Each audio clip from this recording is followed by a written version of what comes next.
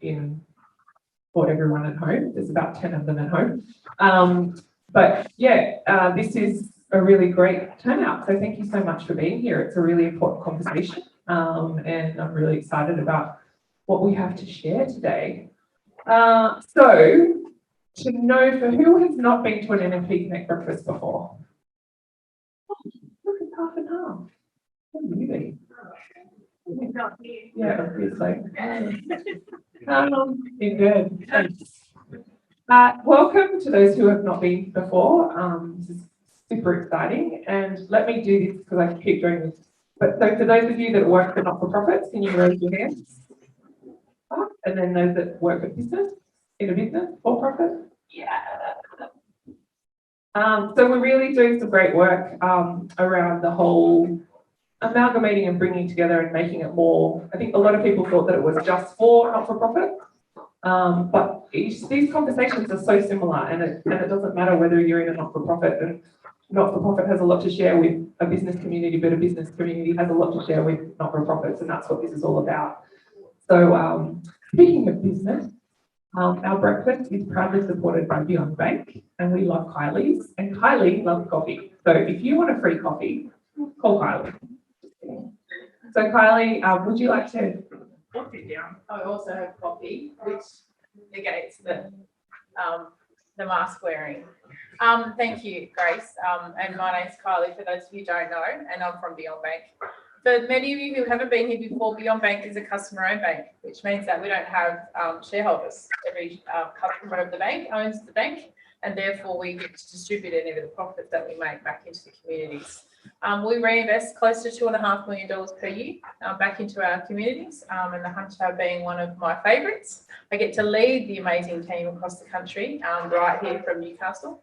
And today's topic, again, I don't know if anyone read Grace's blurb on the invitation, but so true and resonates so much to us as a business, is that we just don't know enough and we need to know more. So bringing this together, bringing this topic is incredibly important to us as a business, but also as a community. So again, as Grace said, I do love coffee, proving it today. But sometimes it's just a conversation about what you do as a business, and what we do and how we can connect from time to time. One of the things, so Beyond Bank, does anyone know what a B Corp is?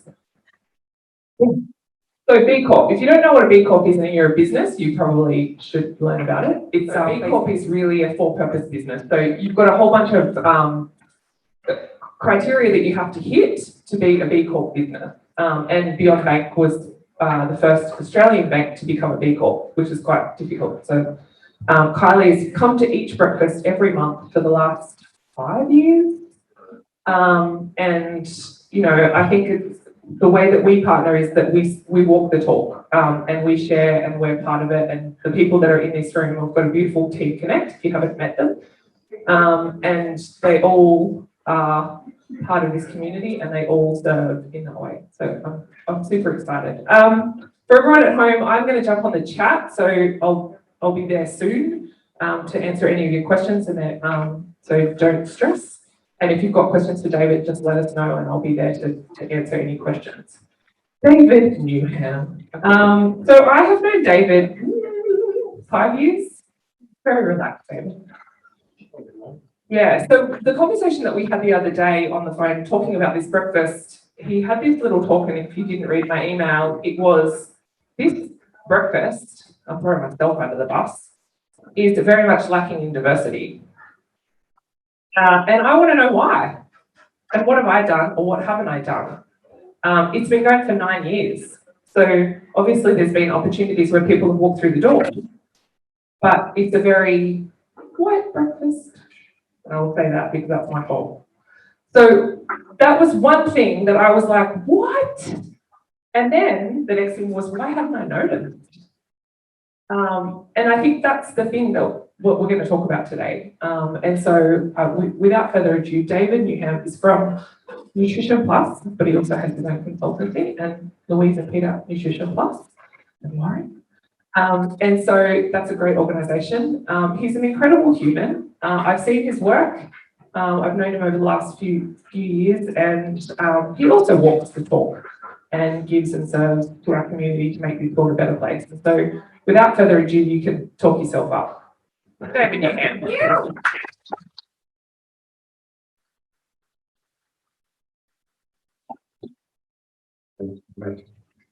Hey, Tanny is done. We're gonna add up here, a little bit of this. Give yourselves firstly a little pat on the back, getting out of bed and being here for breakfast. I'm gonna have a seat. I like sitting and yarning. 5 years straight every month. That's pretty.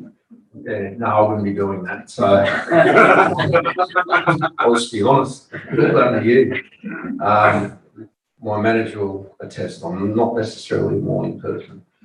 But thanks for the invitation and the intro, Grace. I didn't growl at you because you got my name wrong. I was like, corrected you politely.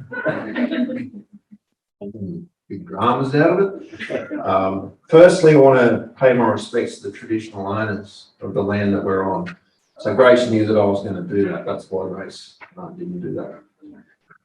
The Awadigal people, elders past and present, and I want to acknowledge just over the river, the Warramai people, north over the harbour, Darkinyoung down the central coast, Wanneroo to the west, further afield, up northwest, Gomeroi, Durry, Gunungurra through the Blue Mountains, my mob, the Wiradjuri followers, biggest mob. If you get a chance to check out the maps, Aboriginal tribes, Wiradjuri, pump it up. Biggest greedy fellas want all the land. I want to acknowledge my ancestors, and in particular, a very important human to me, Jamu Uncle Paul Gordon. We don't have to evacuate, do we? You normally do that after my jokes. Phone call, got to go. Liar. Come on in, you're not late. It's all good. Everyone did. What we did do is tell a joke, juggle, or do a charade.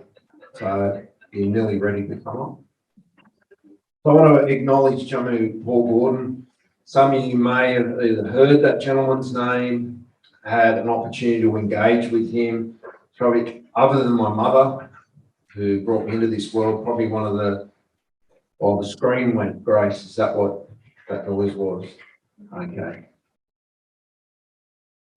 Probably one of the most influential humans in my life, and one of the wisest souls. And you know, when that old man's had a chance to sit down with the Dalai Lama and have the Dalai Lama say, "You're one of the wisest people I've ever met," you're obviously punching some good weight.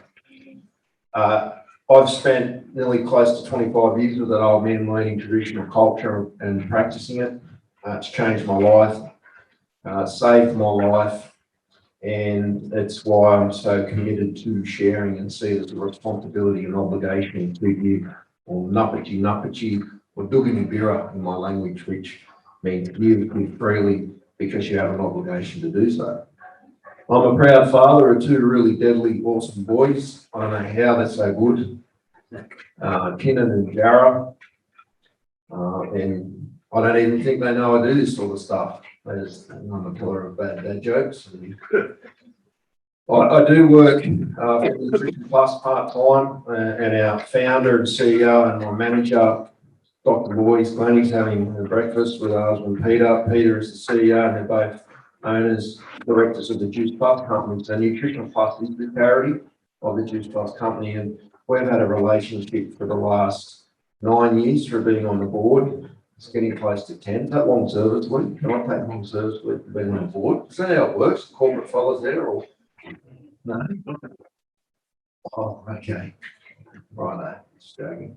And for the last 4 years, I've been in a capacity working in two roles in Nutrition Plus, and at the moment, I'm the role I have is on a cultural educator, looking after reconciliation and cultural education. I do also work for myself in schools as a cultural educator. It's called an Aboriginal cultural education mentor.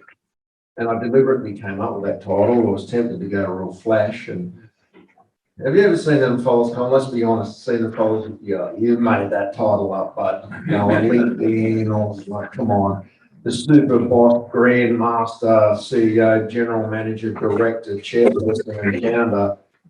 Oh man, I just had a little chuckle. I was tempted to do that. I just went, this is the practical role I have. I'm an Aboriginal cultural education mentor. So I work heavily in a number of primary schools, and I chose that deliberately. I gave the high school lads a crack, and they did my head in. And I realised that wasn't my lane. It was primary school. And because that's where I feel I can impact the most change, supporting teachers to implement Indigenous perspectives into the syllabus, encourage their own journey of growth and understanding Aboriginal culture, practice, issues, Indigenous perspectives, and supporting all the students at the school. I love that role. I've been doing that for 5.5 years, and I've also worked a few other places, university, BHP, non-for-profit a lot, worked for Dogs, Facts, and Dogs, and now it's the JC, is that correct? Yeah, I'm changing names around with the government, that's good. And that was a tough gig, working as a proud Aboriginal man in that particular government department. Worked at TAFE and the Newcastle Launch. There you go. I'm a Capricorn, I like long walks on the beach. And my bank account details. I think that's pretty much, so there's the intro done. I've lived in Newcastle all my life. Is there anyone here who can proudly say 2 questions? They're an overcash drink, proper way. Right, good on you. Well done. And then the rest of you, you're our mob. You're visiting and you'll get your stripes. Apparently it's like 50 years or something. Anyone at Wallsend, say they could do Wallsend, Maryland. True, hey, mob, you'll shout then. Obligation, got to give. I did all my schooling at Wallsend. Wallsend infants before it disappeared, Wallsend primary, Wallsend high school before it became Callaghan College. And somehow I tripped and fell and landed at university. Which may come up in this conversation because the only reason why that happened, I have to be honest, your opportunity. Alternative entry programs to university for Indigenous students. And other than the first year of uni, which I started nursing and realised it wasn't for me, I didn't like the skirt and the red and white stripes. Very few men in nursing at that time. It wasn't for me. Other than that, I smashed uni. But yet, everything at school would have suggested that I was not university material. Through primary school, I had all those indicators. 3 years behind everyone in literacy and numeracy and struggling with some other stuff. So that's another proud story I'll share for another time. So I was asked, and thanks very much, Grace, for the humble invitation. What does that mean? Love arts. If I had a phone, I'd emoji one back to you. Well, actually, too, before I forget, I want to also acknowledge a good friend of mine who I don't know if I've ever said this open, but I really do admire him in this particular field as well, but as a human who shares and gives, but his ability to get a story across. And it's something that's integral and central to maybe what we want to hear about today, about how you become more culturally competent in the workplace, understanding Indigenous, First Nations culture and people. Story is huge in that. So Garth, Russell, I just want to acknowledge you're always a sounding board, and even this morning you just naturally, we fell into that, oh man, I'm nervous, man. Can you just imagine everyone naked? I didn't say that. He didn't. He said, imagine you naked. Yeah, that's right. But we're good friends. No, sorry. You make this look so easy. So the point I'm saying this is I'm really nervous and I don't do this. I'm an introvert. And people who know me and know me for a long time will say, no way. Is there any introverts in the room? So now I'm tested if you're an introvert. Go, oh no, everyone's looking at me. I'm an introvert. So you ask an introvert. You understand that we can do this, but it costs us and it drains us. And so I just wanted to mention that. But I feel good. So your energy is lovely. want to acknowledge you for coming here this morning. Right now, we're in each other's story forever. That's how our old people, our elders would see this. We're now a shared story. Traditionally, we would go away and we would talk about this so in a modern context, your little family, extended family, talk about the morning that you had breakfast and listen to someone, we'll duck up on stage, yarning away, and we might paint it, we might carve it, we might sing about it, do a dance, and pass that story on. But we're now in each other's story. And I want to acknowledge that every single one of us this morning got here having walked our own journey. And you might not realise this. Have you heard the term dreaming or dream time? There's going to be a lot of hands up stuff, right? There's a lot of nodding heads. Yeah. Well, that's good. Well, firstly, those two terms are very different. They mean two different things, dreaming and dream time. They weren't coined, they're not in traditional terminology. That's another yarn for another time. A lot of people in Australia think that those two terms are exclusively bound to and threaded to First Nations people only.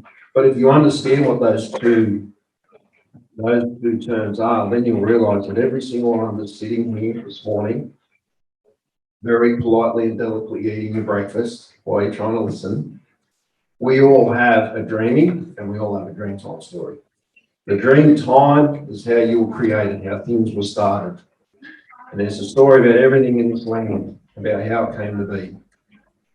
The dreaming is your past, it's history, it's everything that's happened. And you all have one. You have a creation story, you might want to know how that happened. You know what I'm saying? Mum and dad and that there. You know, we all got one of them. Is anyone warm in here, by the way? Just me. So we all have a story about how we're created. Oh, thank you. All right. Reminded me in year 12, the lights were in my face. Why did you do that in year 12 scavenger hunt? And we all have a story, a history, a past. And you know what? We don't share it enough with each other. I've looked around this room. I wonder how many people here are strangers. In this world we live in today, we don't share enough. So I'm going to go down a little conversation around that. So I just wanted to share that. So thank you. And we're now bound. I'm terrible with names. Sorry, Gary. You're right, Bill. I'll pick up the bill. So I'm going to come back to that, but yeah, I want to share a bit of a story around that, and sort of pathways, I guess. So what I've noticed in today's world, and by the way, I titled a little yarn this morning, cultural competency in the workplace, so workplace cultural competency and beyond.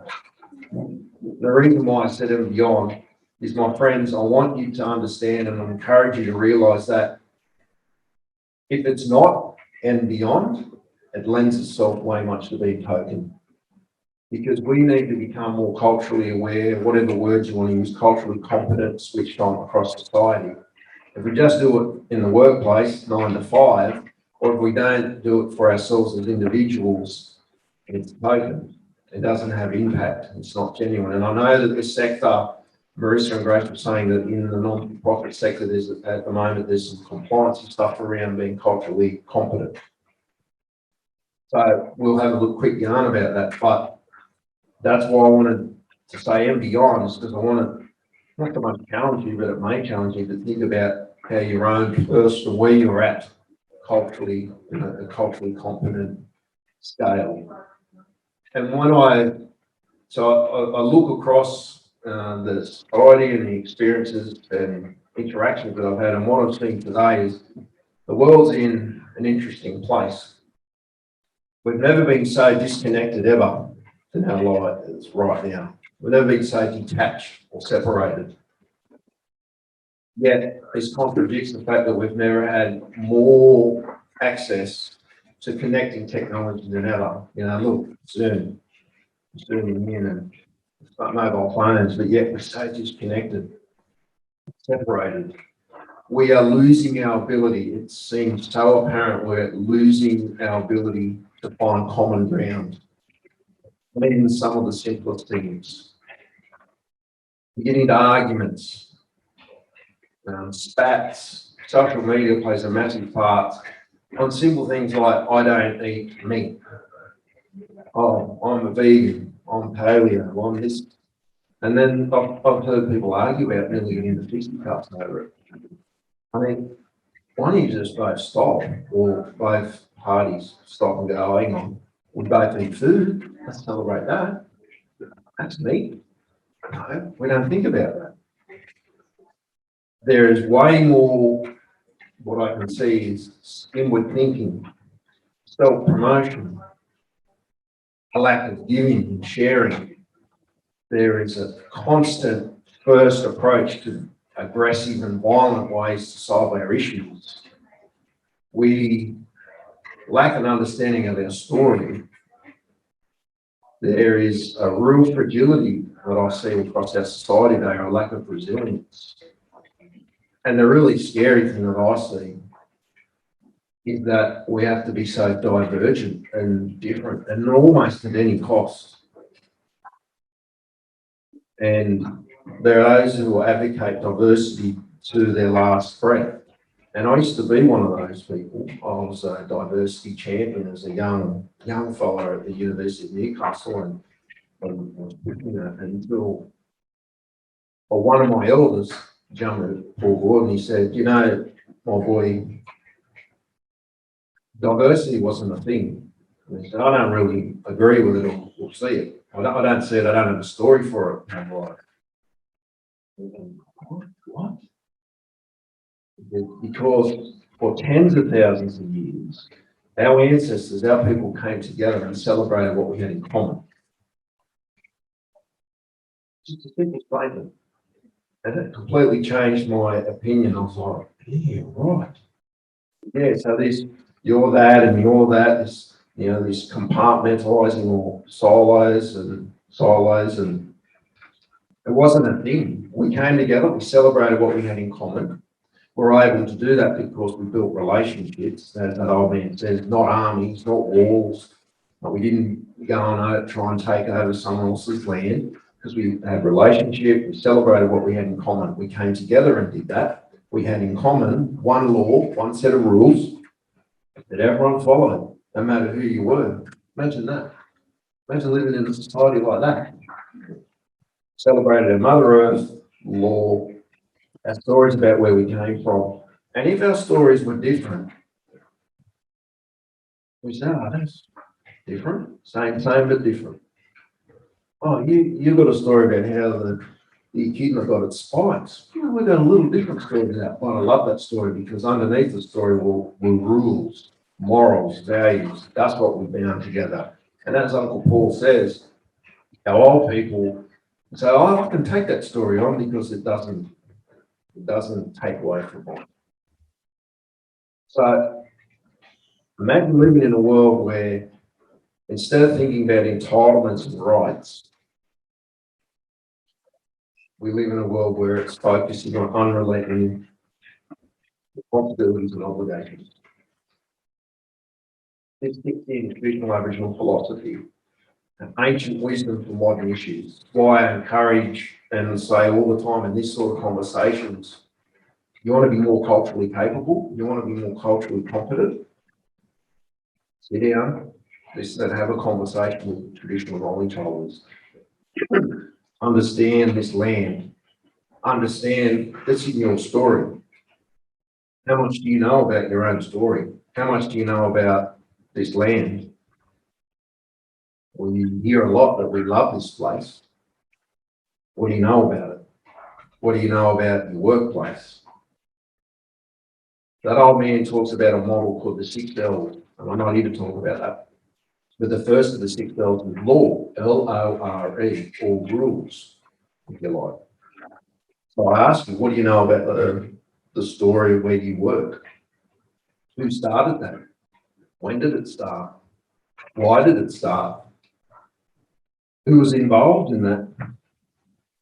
How long is your role new? What's the goals and the aims? That's a part of the dreaming story of that place. What do you know about Newcastle? What do you know about the Hunter Valley? What do you know about the coast? You may know some really modern stuff. You know, you might know, I'm on a page on Facebook called Lost Newcastle. Is anyone on that? Unreal page. I love that page. It's one of my favourite Facebook things, other than Marketplace and the cats on the pianos. But photos and the little stories about capturing a time before me. And I love it because it's informing my story, because I'm a proud Nova Castrian. And it takes me on a journey. So if you want to be more culturally capable or competent, stories are going to be essential to that. If you have a template, sit down, be still, listen, and allow, look, listen to learn, and allow yourself to learn more about this place, you. Because imagine living in a society where you can truly answer that question about who you are and how you got here today. What we have in common is we're all sitting here now, having a breakfast. What's different is that we all got here very different ways. And that's fine, but focus on what we've got in common. One of the big challenges as a First Nations person and as a cultural educator, there's two things I wanted you to take away from today, other than coffee and good memories of my jokes. What the fish say when it's swum into the wall? Damn, well, there's one. There's one great joke. There's two things that we experienced. It's very frustrating. It's so evident today in mainstream society. There's a lack of value on Indigenous cultures and knowledge. Not even seen as equal, it's less of them. You can go to university and do Western education, want to be a Western doctor, even do Eastern medicine. Where only just recently, but can you go there and learn about traditional Indigenous medicine? Some of the most powerful and greatest healers in the universe. There's a real lack of recognition.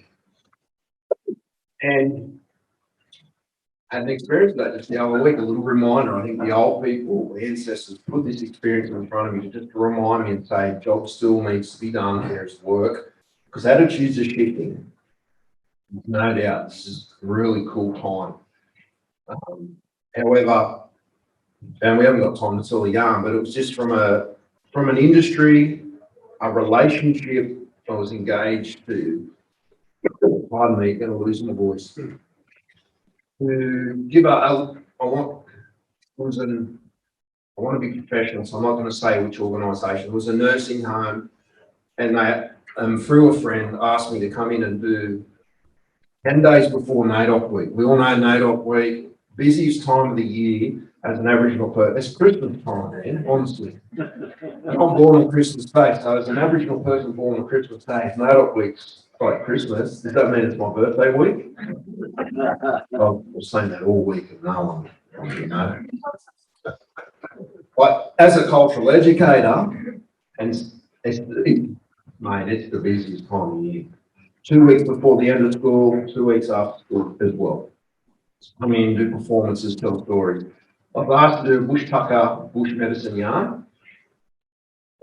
Hang on, boss, Red. And so I was like, these are old people. It was a mainstream nursing home. And these are old people who have lived and walked before us. I said, oh, this stuff, 10 days notice, you know, it's not going to be cheap. Oh, that one's vodka.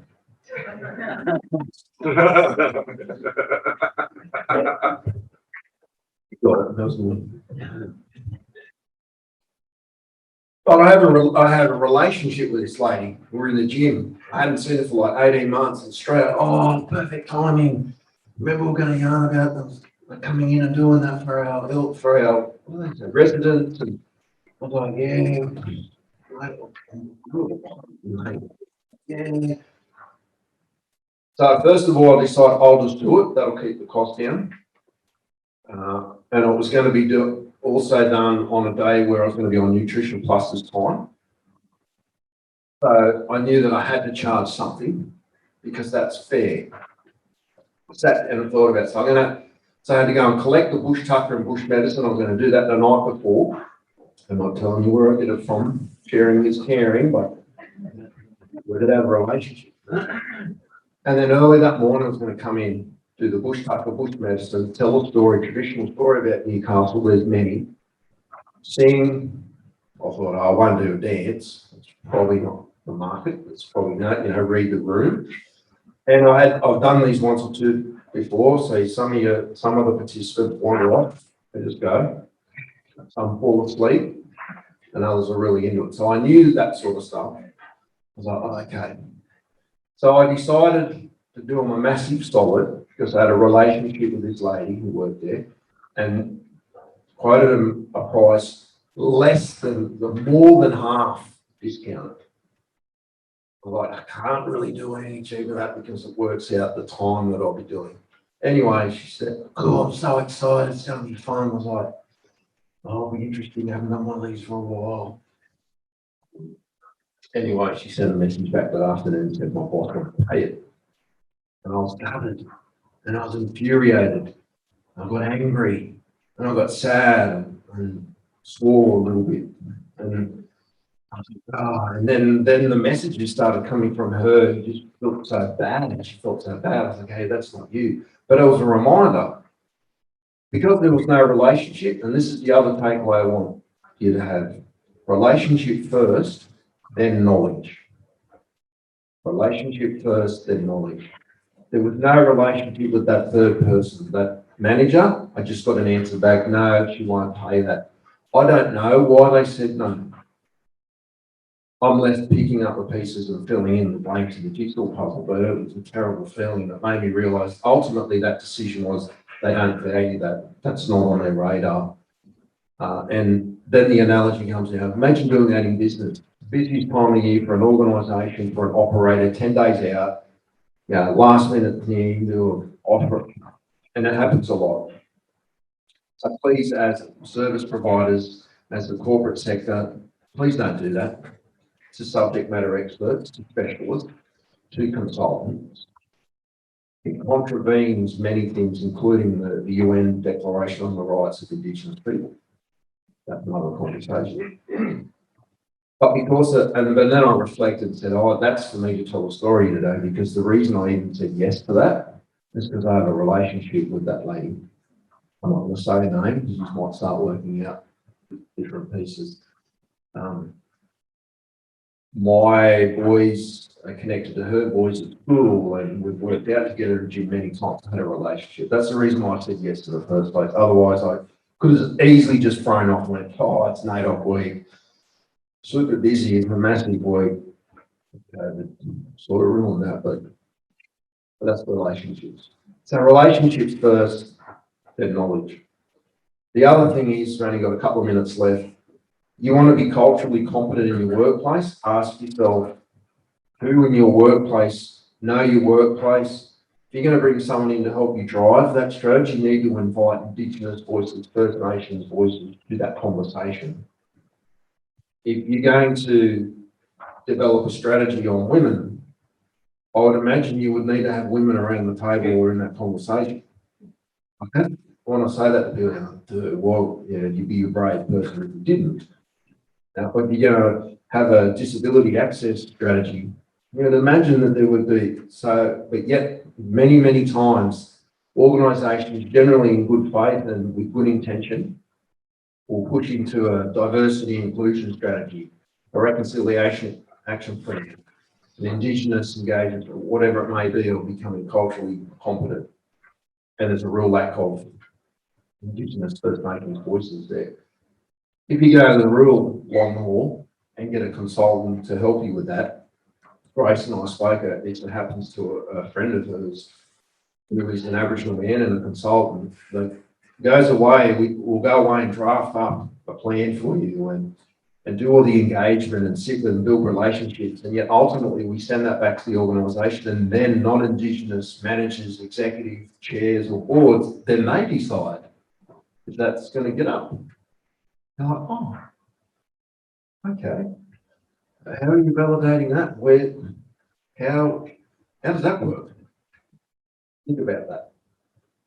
Relationships, then knowledge. I know that I'm going to wrap up so you can ask questions. We're in a time where we want to encourage our non-Indigenous brothers and sisters to be bold and brave and ask questions. I'm a pest when it comes to learning, and I used to always ask questions to Uncle Paul when we'd sit out in the bush at the back of Wollongong, Sugarloaf, which is called Warrawong, by the way, Glenrock Lagoon, Pillarai, Killicatarian, by the way, or if we're at Nobby's with a Ngemba, or if we're out at Nurawinba, the sand dunes out at Redhead and Belmont, the lagoon. I'd be like, oh, I'm sorry, I'll follow and ask them. They said, hey, there's only one silly question. And I'm thinking, oh, I've asked that for sure. You know, that's the one you don't ask. And so I've seen that man deliver and answer all sorts of questions. He said he's heard it all before. And I was thinking, well, if it's good enough for that, I'll follow that wise man to listen. And so he does, he listens deeply and builds a relationship, asking questions. So that's the other thing. Trust the people that you know, and believe in the fact that you're even here this morning indicates there must be an enthusiasm and a willingness and a genuine connection to want to change the story. Because we do need to change the story in this country in the way that we treat each other across the board, but that our relationships with First Nations people, you know, our understanding. And when you do that, and if you spend any more time with me down the track, I'll be pushing into wanting to know more about your story and encouraging you to know more about where you come from and what's your role and what your responsibilities and obligations are, not what your rights and entitlements are. So I don't say human rights anymore, I say human responsibilities. Think about the world we live in that space. Anyway, I'll leave it there. Are you still with us at home?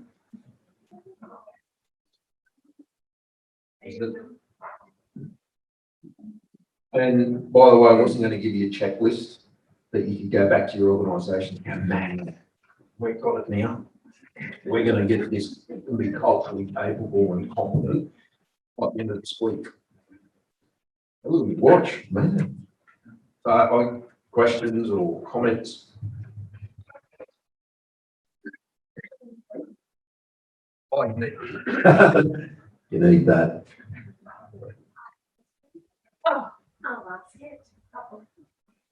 For businesses that do want to become more culturally competent, where would you suggest that they start in finding, say, a consultant? What would be the first step? Okay, so get your steps up. Well, here's the thing, the pool to access, great question. Thanks, Lauren. There is, acknowledged there is a small pool of people you can lean into in that space. The history of colonisation and the impact of that dictates that.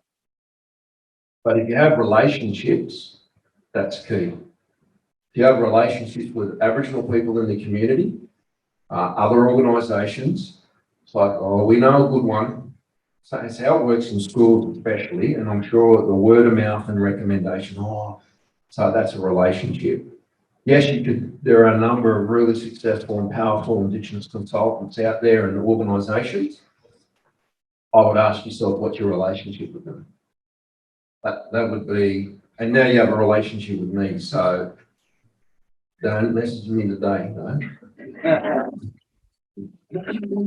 But we've met. So it might be, and there might be someone who's a consultant that's real specific to your industry, to your sector. They've had a lot of experience in developing those sorts of plans for the health sector, developing those for disability sector, employment, housing, non-for-profit, all of those. That would be my answer. There isn't really a database of, you can ring up, yeah, hi, like, have you got a local First Nations consultant? It'd be good. Maybe there's a thing in that. Yeah. Any other questions? We've got this, don't be afraid to ask any questions. So for example, David and I were talking about, I don't know stuff. And I think I said to you before when we started with this conversation, like, where do you start in the conversation? What's appropriate? What's not appropriate? And taking responsibility for that, because that conversation is the first conversation you have. So for example, the gentleman that he talked about, I send my emails to people to review. And I went to send it to Kim or Michelle. Hi, Michelle. So, and I was like, why would I get and I say this lovingly and without disrespect, but why would I get my white friend to review an email about making a point about Indigenous subject? So I called my friend Sean, who I did the incubator with, and I said, Sean, can you just read this email because I've got this thing to say? And he sort of corrected me on a few things, and I'm more than happy to be corrected. And I think that's where we start is, did you know, this, or did you know that you did this? Like, for example, I will fully take responsibility that, and I can't believe I did it again, is that I didn't do the welcome acknowledgement to country. And you heard me. I'm just like, I know you did it, and you tried to cover for me. But why, I need to put something in my head, in my memory. It needs to become a part of everything I do that's where I start. And so that conversation is about, where do we start in the conversations about who do we know? What are the relationships that we've built? And Sean and I had this massive conversation ongoing about that. And so it's that responsibility first of, we just don't know. And that's okay. So how do we get to know? And how do we get to start? And I'm the first person to put my foot in my mouth at the best of occasions, if you know me. But I just there's no silly questions that come at you. Wondering, I know personally I've been looking for some information about Glenrock Lagoon because I'm about to move near the area, and I know that there's women's business and there's certain areas I shouldn't, well, potentially, and areas I shouldn't be in, and I found that really hard as a white Australian woman to find that stuff. So there's not always a lot of information out there in how to access people like yourself who have the time and energy or ability to connect with us when we are trying to become culturally competent. But I guess one of the aspects that we can consider potentially from a board perspective is that, like, even I work for a very small organisation, but we're very active and we have a good board. Is that an opportunity for us as a small organisation, I guess, to stand up and say, we would particularly like to have an Indigenous person on our board if we can find that person. So we get a little more specific about who we're looking at for, to take it that step further than just that tick box. That's a good question. They're all good questions. Yes, would be. And great thinking, at board level, middle management, senior management, front door, customer service, front of house, all of those areas of your business should be open for business to First Nations people, and understanding the history of, again, what I say, the colonisation is, understanding that, we'll go, well, what's important? Do we want that voice? Do we want an Indigenous perspective on our board? Yeah, well then focus on that, not their CV or if they've had board experience, because I'd never been on a board before and I got to start on Nutrition Plus's board and I was excited. I didn't know what I was doing. I'm like, yeah, man, minutes, yeah. Kind of really understood that. I'm on a board. But given an opportunity, Louise might say, you still do that now, So I would say yes, lead into a couple of people and give them an opportunity And with other areas where there's minorities or there's lacking representation as well, give them an opportunity to nurture them, incubate them, share, care, pass on skills and knowledge from senior board members. That's a part of those 6 L's, and saying, hey, well, back, 25 years ago, I was on a board and learned that. And as for the knowledge with Glenrock Lagoon, I'll give you a tip. You're right to walk through that place. I would go on the Ullabar Trail, and I would, there you go, and I'd stop and have a little read or look around, pay attention to your surroundings at Leichhardt's Lookout. And you might start a conversation with yourself and go, right. And there's some post 1788 history about that place. It's a really cool place. Connected to the story of Merewether and Junction and the Glebe and now coal mining. And so it was pretty cool by some non-Aboriginal people to get coal mining. And I'm not saying anymore because you ought to go there and find that out.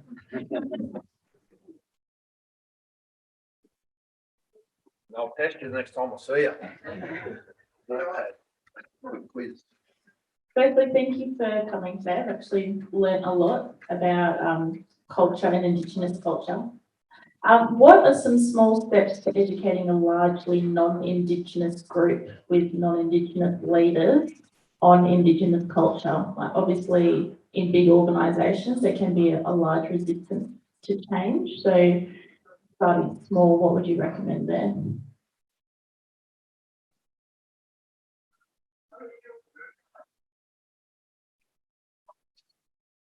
What I have seen and what I would suggest is that there's a little trick.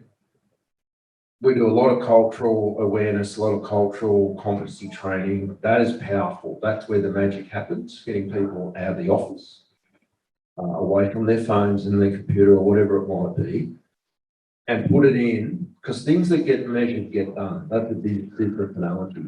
Put a budget, a line item to it if you're committed.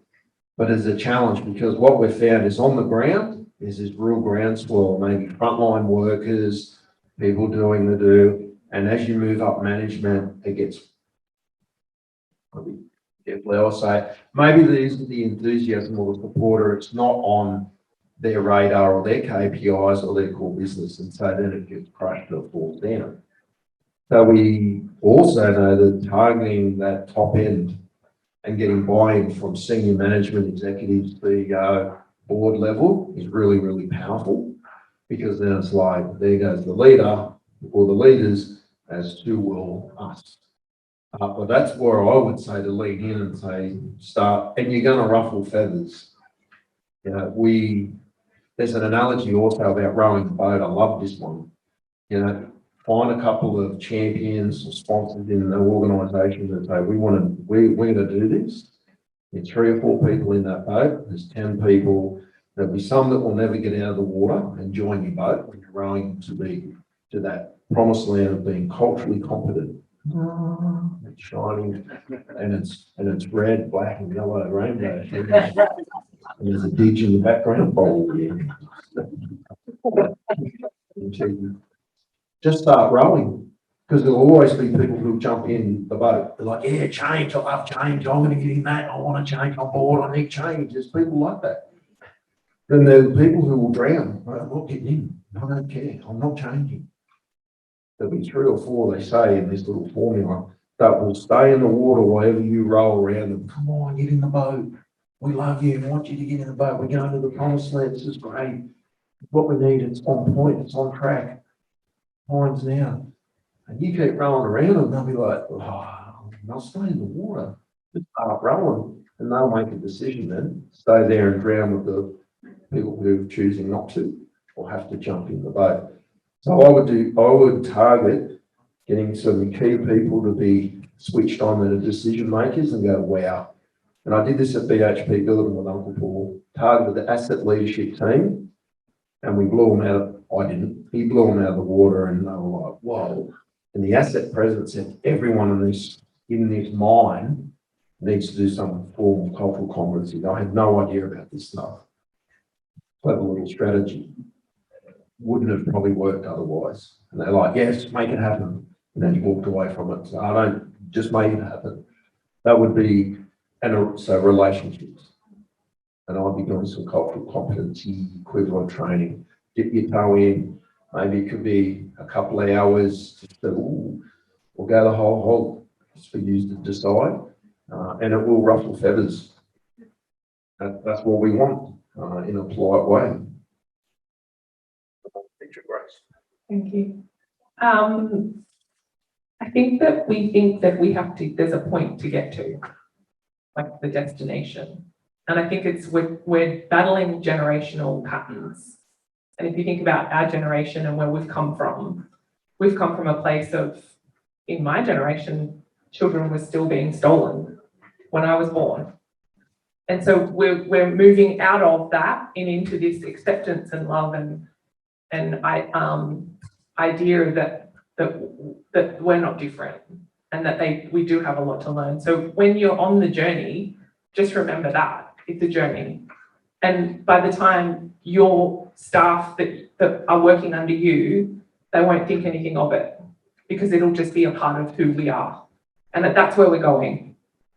When we're a lot further from where we were, a lot closer to where we need to, there's a fair bit we need to get to, but that's all good.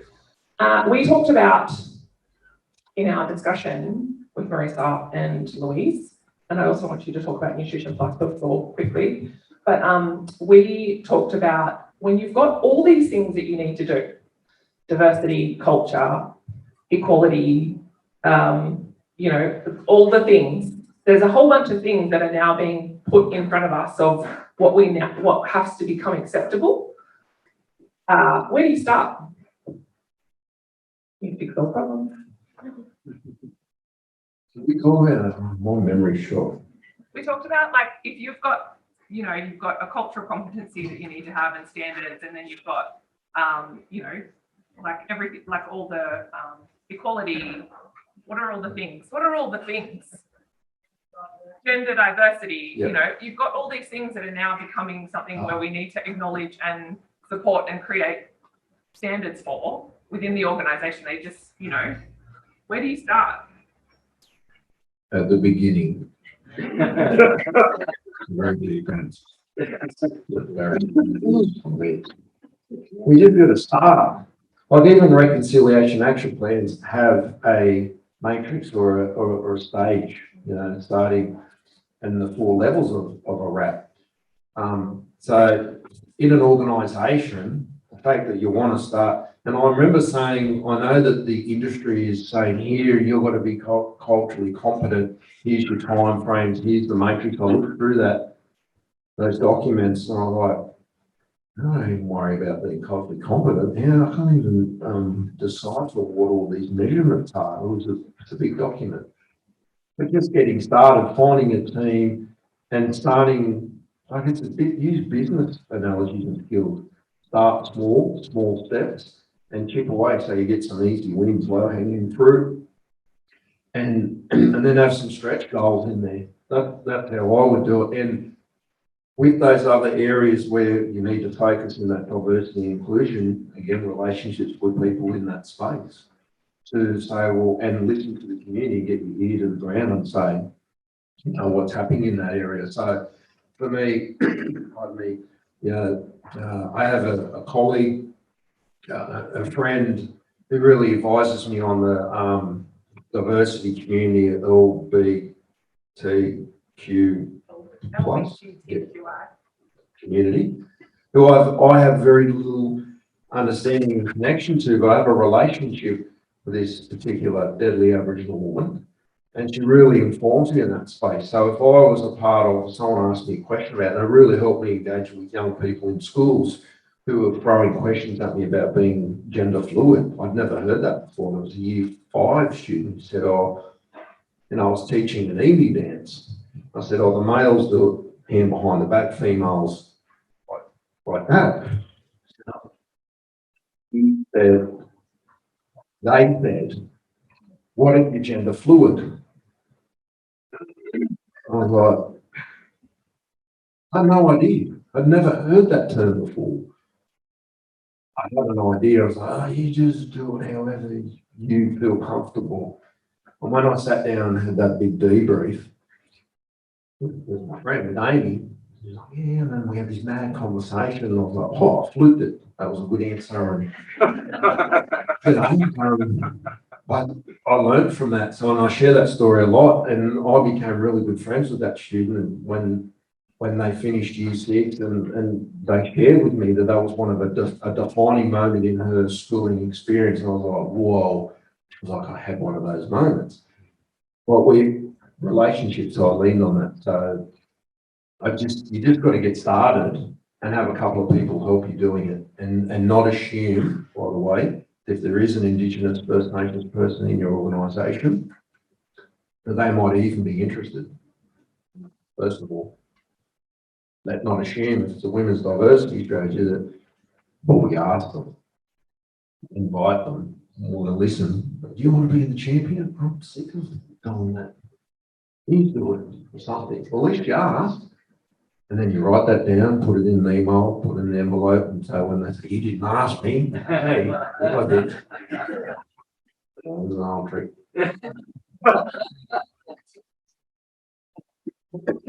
Anyone have any questions? The last question.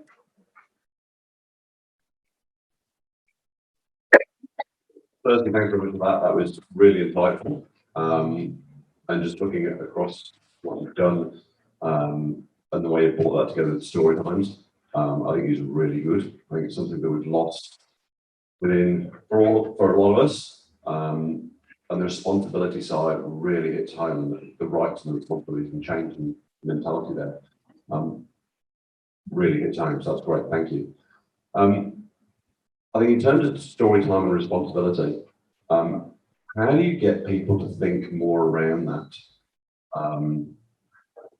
And take note of what their responsibilities are and getting the message across what they're trying to do.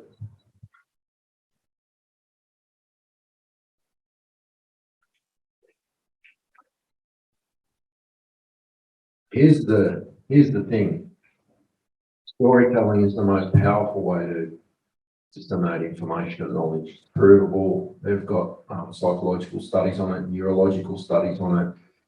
They happen to be doing my master's on it. Wouldn't you know?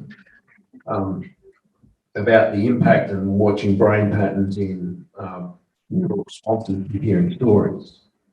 Garth and I, we talk about you're one of the best storytellers. You're up there. So it's a business skill.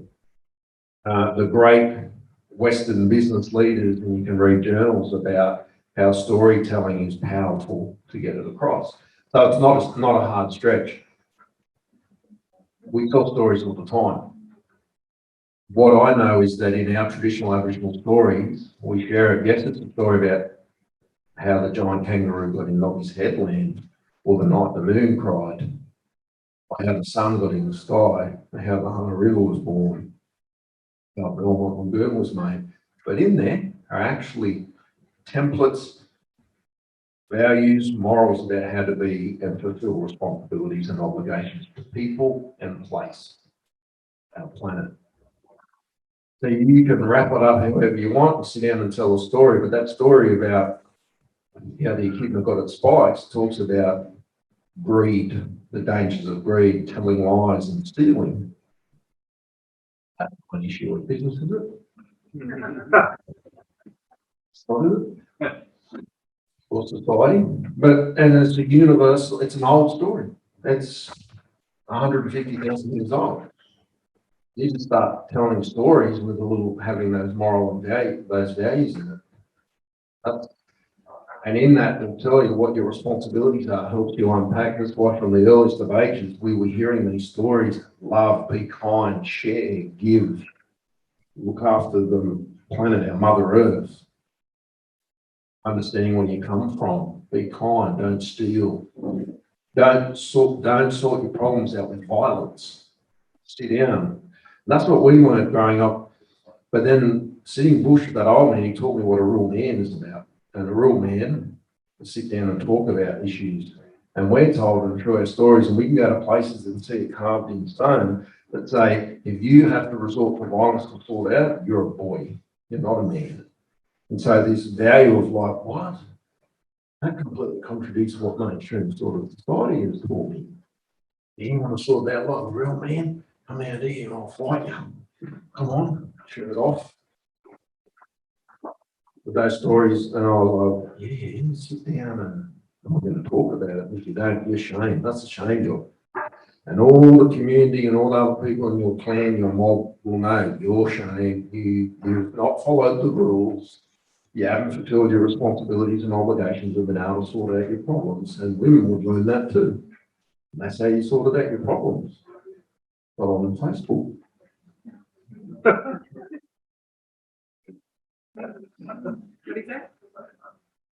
Got a question? Yeah.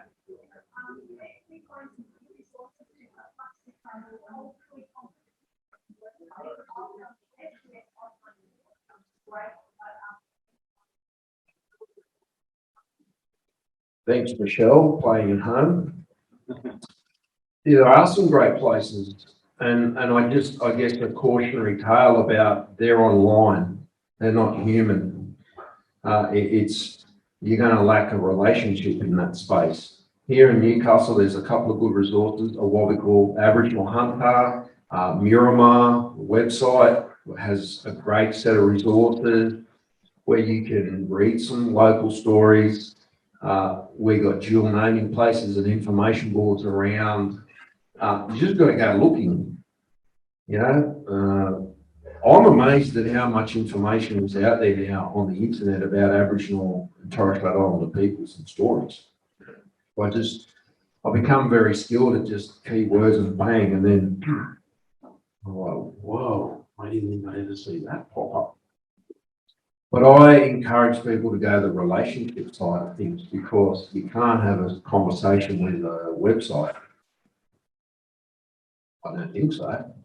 You can't ask deep and meaningful questions. It's very good to hear Michelle's done that SBS online training where people talk about that.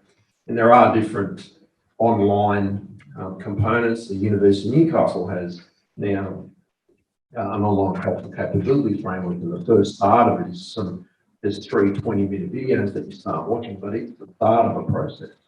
Then they have a 3-hour face-to-face with a couple of staff members. There's the relationship stuff. That's the goal. Step 3, they go out on country and then have a real experience. So that would be what I would say. You want to quickly just talk about Nutrition Plus? Yeah. So Nutrition Plus is a charity that was started by Dr. Louise Glennie, are we 14 years? 12. 2008, do your math on that.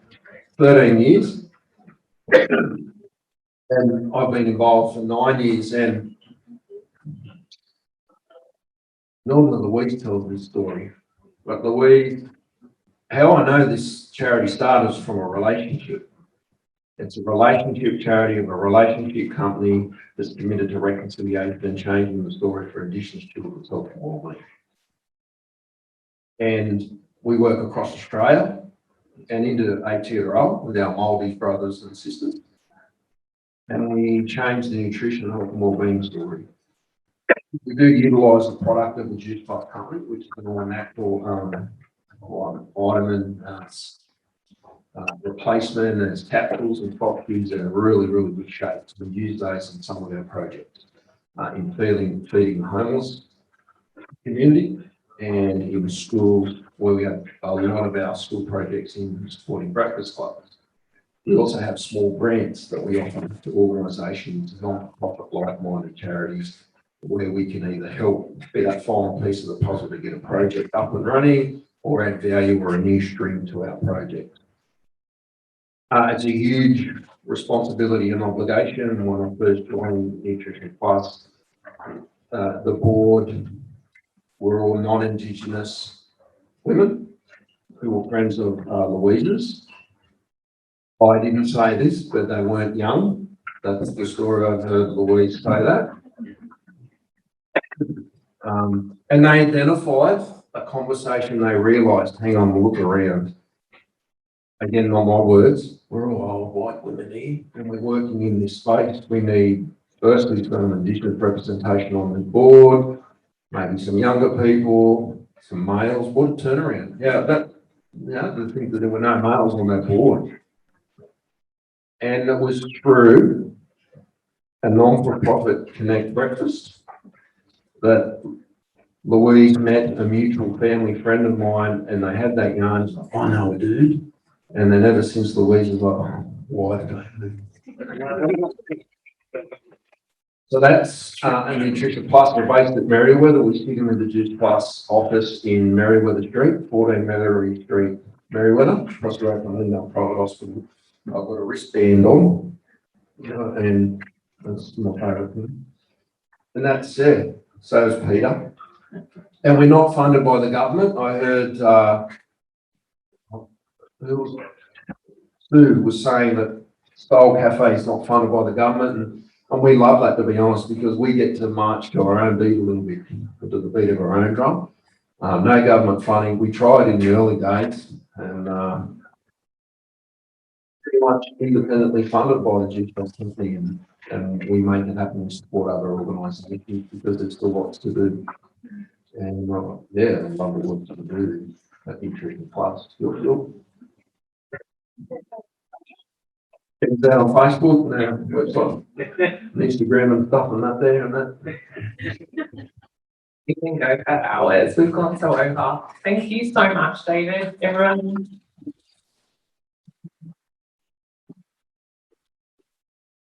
I really appreciate you being here. Nervousness and all. He did all right, didn't he? Yeah. So I will get some details and throw it in an email along with the link to this website, to this recording. So we've recorded this. Oh, sorry, you're not there. Sorry.